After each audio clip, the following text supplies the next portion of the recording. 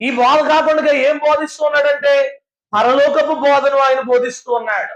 అంతవరకు ఎవరు బోధించాలన్నటువంటి మర్మమైన విషయాల్ని దేవుడు బోధిస్తూ ఉన్నారు. ఎందుకంటే ఆయన దేవుడు కాబట్టి. పరలోకంలో ఏముందో ఆయనకు తెలుసు, భూమి మీద ఏం బోధించాలో కూడా ఆయనకు బాగా తెలుసు. కాబట్టి ప్రజలందరూ కూడా ప్రభువు వైపు పరిగెడుతూ ఉన్నారు. అంత మాత్రమే కాదు, కుష్ఠరోగులు, ఈ శాస్త్రులు, పరిచయులు, ఈ ప్రధాన యాజకులైన వారు ఊరి చివరికి తరిమేస్తుంటే, జ్వరాలు, రోగాలు, జబ్బులు కలిగిన వాళ్ళు వెళ్ళేస్తుంటే యేసయ్య వాళ్ళందరినీ చేరదీసి ప్రార్థన చేసి వాళ్ళందరినీ ఏం చేస్తున్నారు? స్వస్థపరుస్తున్నారు, బాగు చేస్తున్నారు అంట. కాబట్టి వీళ్ళకి కానిది యేసయ్యకి అవుతుంది.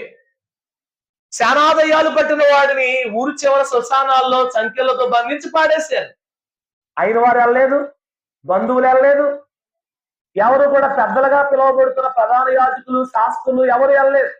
కానీ యేసయ్య చెప్పండి, ఆ యొక్క ప్రాంతానికి, ఆ యొక్క సంఖ్యలతో కట్టబడినటువంటి శానాదయాలు పట్టిన వాడి దగ్గరికి ఏరు దాటి వెళ్ళి ఆ యొక్క ప్రాంతంలో నిలిచి ఉన్నప్పుడు అది ఎవరిని గుర్తుపట్టలేదు. కానీ చెప్పండి, మనుషులు అయితే అది అంతవరకు లెక్క చేయలేదు. ఆ శానాదయ్యాలు పట్టిన వాడు అందరినీ ఇసిరి పడేసేవాడట.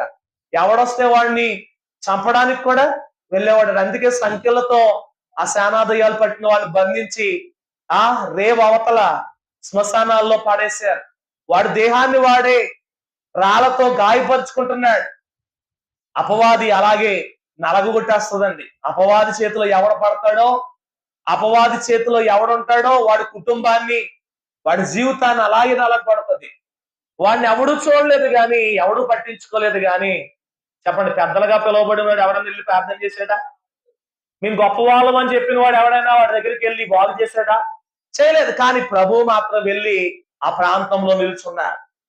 ప్రభు వాడిని పిలవలేదు, వాడిని నా దగ్గరికి రండి అని ఆహ్వానించలేదు. కానీ ఎక్కడున్నాడో తెలియదు, రాళ్లపట్టుల్లోనూ సమాధుల్లో పడుకున్నటువంటి వాడు దేవుడు పాదం ఎప్పుడైతే అక్కడ మోపారో పరుగు పరుగున ఎక్కడికి వచ్చాడు చెప్పండి?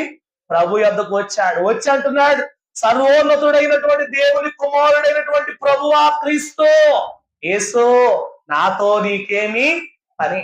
ఇప్పుడు సర్వోన్నతుడైన కుమారుడని మనుషులు సాక్ష్యమిస్తున్నారా? దెయ్యం సాక్ష్యమిస్తుందా? ఆలోచన చేయండి. ఎవరు సాక్ష్యమిస్తున్నారు? దెయ్యము సాక్ష్యమిస్తుంది, పిశాచు సాక్ష్యమిస్తుంది, సైతాను సాక్ష్యమిస్తుంది. ఇక్కడ దేవుడున్నారు